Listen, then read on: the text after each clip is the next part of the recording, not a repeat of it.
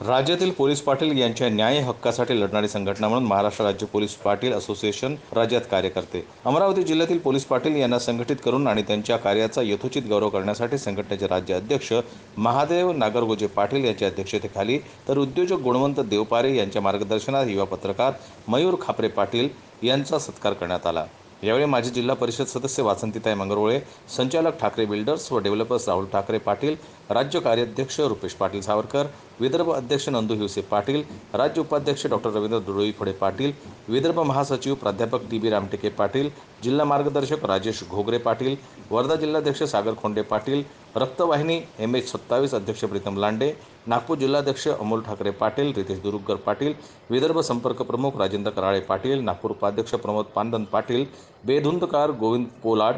पत्रकार मयूर खापरे यांच्या प्रमुख उपस्थितीत संघटनेचे अमरावती जिल्हाध्यक्ष तथा राज्य कार्यकारी अध्यक्ष राहुल विखे पाटील यांच्या संकल्पनेतून सुरू झालेल्या कर्तव्यदक्ष युवा पत्रकार म्हणून मयूर खापरे यांना सन्मानित करण्यात आलं। राज्यातील पोलीस पाटील संघटना पदाधिकारीसह अमरावती जिल्ह्यातील पोलीस पाटील या कार्यक्रमात उपस्थित होते। जनमत लाईव्ह न्यूजसाठी मयूर खापरे यांची रिपोर्ट, चांदूर बाजारहून।